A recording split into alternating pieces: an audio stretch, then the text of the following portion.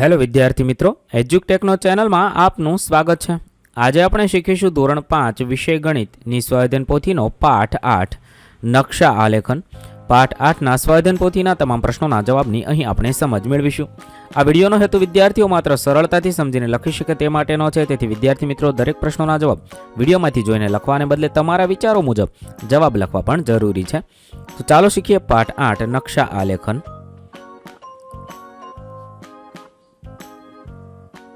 સૌપ્રથમ પ્રશ્ન નંબર 1, આપેલ નકશાનો અભ્યાસ કરી નીચેની ખાલી જગ્યા પૂરવાની છે. અહીં એક નકશો આપેલો છે, તે વાંચવાનો છે, સમજવાનો છે.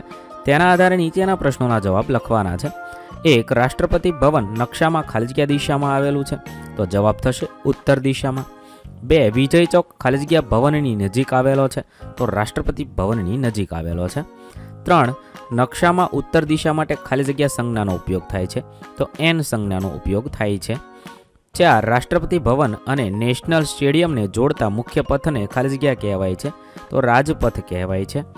5, આપેલા નકશામાં કસ્તુરબા ગાંધી માર્ગ ખાલી જગ્યા દિશામાં આવેલો છે, તો પૂર્વ દિશામાં આવેલો છે. ત્યારબાદ પ્રશ્ન નંબર 2, આપેલ નકશાનો અભ્યાસ કરી નીચેના પ્રશ્નોના જવાબ લખો. અહીંયા એક નકશો આપેલો છે, તે નકશો વાંચવાનો છે, સમજવાનો છે. તેના આધારે નીચેના પ્રશ્નોના જવાબ લખીએ. 1, નકશામાં મુખ્ય મથક કઈ દિશામાં આવેલું છે, તો નકશામાં મુખ્ય મથક પૂર્વ દિશામાં આવેલું છે. 2, નકશા પર 1 સેમી બરાબર ખાલી જગ્યા કિલોમીટર અંતર થાય છે, તો 1 સેમી બરાબર 1 કિલોમીટર અંતર થાય છે. 3, સમાચાર પત્ર ભવનથી સુભાષ ગાર્ડન કેટલા કિલોમીટર દૂર છે, સમાચાર પત્ર ભવનથી સુભાષ ગાર્ડન 1 કિલોમીટર દૂર છે. 4, મુખ્ય દ્વાર કઈ દિશામાં આવેલ છે, મુખ્ય દ્વાર પશ્ચિમ દિશામાં આવેલ છે. 5, સમાચાર પત્ર ભવનથી કઈ દિશામાં નદી આવેલી છે, સમાચાર પત્ર ભવનથી પશ્ચિમ દિશામાં નદી આવેલી છે. 6, મુખ્ય મથક મુખ્ય દ્વારની કેટલા કિલોમીટર અંતરે આવેલું છે, મુખ્ય મથક મુખ્ય દ્વારની 8 કિલોમીટરના અંતરે આવેલું છે. ત્યારબાદ પ્રશ્ન નંબર 3, નીચે આપેલા નકશા પરથી પ્રશ્નોના જવાબ લખવાના છે. અહીં પણ એક નકશો આપેલો છે. નકશાને આધારે પ્રશ્નોના જવાબ લખીએ. 1, માર્કેટ બગીચાની કઈ દિશામાં આવેલું છે, તો માર્કેટ બગીચાની ઉત્તર દિશામાં આવેલું છે. 2, મોલ બગીચાની કઈ દિશામાં આવેલો છે, તો મોલ બગીચાની પશ્ચિમ દિશામાં આવેલો છે. 3, શાળા બગીચાથી કેટલા કિલોમીટર દૂર છે, શાળા બગીચાથી 6 કિલોમીટર દૂર છે. ત્યારબાદ સવાલ નંબર 4, 2 વૃક્ષ વચ્ચેનું અંતર કેટલા કિલોમીટર છે, 2 વૃક્ષ કિલોમીટરનું અંતર 32 કિલોમીટર છે. 5, દરિયા કિનારા અને મોલ વચ્ચે કેટલું અંતર છે, દરિયા કિનારા અને મોલ વચ્ચે 7 કિલોમીટરનું અંતર છે. પ્રશ્ન નંબર 4, નીચે આપેલા ભારતના નકશાને જોઈ નીચેના પ્રશ્નોના જવાબ લખવાના છે. અહીં એક ભારતનો રાજકીય નકશો આપેલો છે, તે વાંચવાનો છે, સમજવાનો છે. તેના આધારે નીચેના પ્રશ્નોના જવાબ લખીએ. 1, ઉત્તરમાં સ્થિત 4 રાજ્યના નામ જણાવો, તો લદ્દાખ, જમ્મુ કાશ્મીર, હિમાચલ પ્રદેશ, ઉત્તરાખંડ. 2, દક્ષિણમાં આવેલા 4 રાજ્યના નામ જણાવો, તો કેરળ, તમિલનાડુ, કર્ણાટક, આંધ્રપ્રદેશ આવેલા છે. 3, પૂર્વમાં આવેલા 4 રાજ્યના નામ જણાવો, તો અરુણાચલ પ્રદેશ, આસામ, મિઝોરમ, મણિપુર વગેરે લખી શકાય. 4, ગુજરાત કઈ દિશામાં આવેલું છે, તો ગુજરાત પશ્ચિમ દિશામાં આવેલું છે. 5, ગુજરાતના પશ્ચિમમાં કોઈ રાજ્ય આવેલું છે, તો ના, નથી આવેલું. 6, કયા રાજ્યનું ક્ષેત્રફળ સૌથી વધુ દેખાય છે, તો રાજસ્થાનનું ક્ષેત્રફળ સૌથી વધુ દેખાય છે. 7, નકશા પર 1 સેન્ટીમીટર બરાબર 200 કિલોમીટર આ પ્રમાણમાપનો ઉપયોગ કરી શોધવાનું છે. એ, ભોપાલથી આંધ્રપ્રદેશની સીમા કેટલી દૂર છે, 300, 400, 500 કે 600 કિલોમીટર, તો જવાબ થશે બી, 400 કિલોમીટર દૂર થશે. ત્યારબાદ બી, ગુજરાતની અંદાજિત પહોળાઈ કેટલી હશે, તો નકશા પર 2.5 સેમી છે, જમીન પર 500 કિલોમીટર હોય. ત્યારબાદ 8, કેરળ જવું હોય તો ગુજરાતથી કઈ દિશામાં મુસાફરી કરવી પડે, કેરળ જવું હોય તો ગુજરાતથી દક્ષિણ દિશામાં મુસાફરી કરવી જોઈએ. ત્યારબાદ પ્રશ્ન નંબર 4, આપેલી 1 સેમી માપવાળી ચોરસ જાળી પર કેટલાક ચિત્ર દોરેલ છે.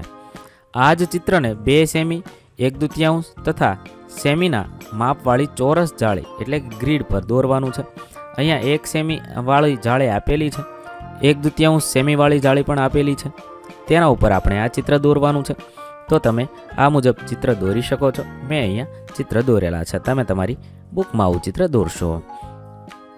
પ્રશ્ન નંબર 5, 1 સેમી માપવાળી ગ્રીડ ચોરસ જાળી પર દોરેલા ચિત્ર 1/2 સેમીવાળી ગ્રીડ પર દોરો અને બંને ચિત્રના ક્ષેત્રફળ શોધવાના છે. આ રીતે છે એ તમે બીજા ચિત્ર દોરશો અને પછી તેનું ક્ષેત્રફળ શોધશો.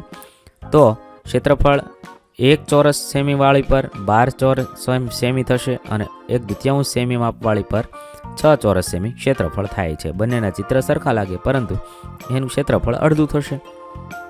પ્રશ્ન નંબર 6, નીચેના નકશા પરથી પ્રશ્નોના જવાબ લખો. અહીં એક નકશો આપેલો છે, તેના આધારે નીચેના પ્રશ્નોના જવાબ લખવાના છે. 1, કોચના ઘરેથી નયનના ઘરે જવાનો સૌથી ટૂંકો રસ્તો નકશામાં દર્શાવો. તો કોચના ઘરથી નયનના ઘર સુધી જવાનો ટૂંકો રસ્તો આ મુજબ દર્શાવી શકાય. ત્યાર પછી કોચના ઘરથી નયનના ઘરે જવાનો સૌથી લાંબો રસ્તો નકશામાં દર્શાવો. તો આ રીતે છે એ સૌથી લાંબો રસ્તો દર્શાવી શકાય. નયન કેટલા રસ્તાઓથી કોચના ઘરે જઈ શકે નકશામાં દર્શાવો. તો 3 રસ્તાઓથી તેના કોચના ઘરે જઈ શકે છે. આ મુજબ તમે લખી શકો છો. ત્યારબાદ પ્રશ્ન નંબર 7, નીચેનું કોષ્ટક પૂર્ણ કરો. અહીંયા એક કોષ્ટક આપેલું છે. સ્કેલ માપ, વાસ્તવિક અંતર અને નકશા પર અંતર 1 સેમી 1 કિલોમીટર, વાસ્તવિક અંતર 13 કિલોમીટર, તો નકશા પર 13 થાય. બીજું છે 2 સેમી 1 કિલોમીટર, તો 25 કિલોમીટર વાસ્તવિક હોય અને નકશા પર 50 સેમી થાય. ત્રીજું 3 સેમી 1 કિલોમીટર, તો વાસ્તવિક 45 કિલોમીટર, નકશા પર 135 થાય. ચોથું 1/2 સેમી 1 કિલોમીટર હોય તો 4 કિલોમીટર, વાસ્તવિક થાય 2 સેમી, નકશા પર થાય. અને પાંચમું 1 સેમી બરાબર 10 કિમી હોય તો વાસ્તવિક 40 હોય ત્યારે નકશા પર 4 સેમી થાય. આ રીતે અધૂરું કોષ્ટક આપણે પૂર્ણ કરવાનું છે. ત્યારબાદ પ્રશ્ન નંબર 8, એક શાળાનો નકશો દેખાય છે. શાળાના નકશામાં ચિત્ર જુઓ અને પ્રશ્નોના જવાબ લખો.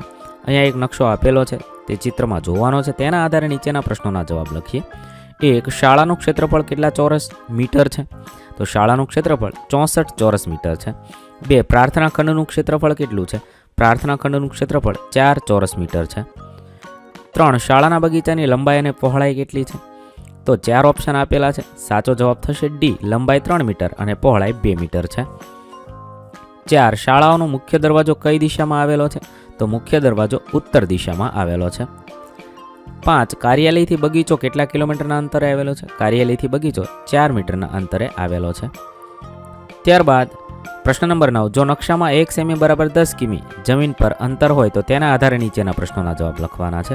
અહીંયા તમે જોઈ શકો છો 1 સેમી બરાબર 10 કિલોમીટર લેવાનું છે. 1, મહેસાણાથી અડાલજ વચ્ચેનું અંતર કેટલું થાય? તો એ બંને વચ્ચેનું અંતર 100 કિલોમીટર થશે. 2, પાલનપુરથી મહેસાણા વચ્ચેનું અંતર કેટલું થાય? તો પાલનપુરથી મહેસાણા વચ્ચેનું અંતર 90 કિલોમીટર થશે. 3, નંદાસણથી સુભાષ બ્રિજ વચ્ચેનું અંતર, તો નંદાસણથી સુભાષ બ્રિજ વચ્ચેનું અંતર 80 કિલોમીટર થાય. 4, પાલનપુરથી કલોલ વચ્ચેનું અંતર જણાવો.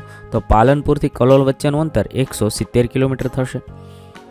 5, ઊંઝાથી અમદાવાદ વચ્ચેનું અંતર કેટલું થાય? તો ઊંઝાથી અમદાવાદ વચ્ચેનું અંતર 190 કિલોમીટર થાય.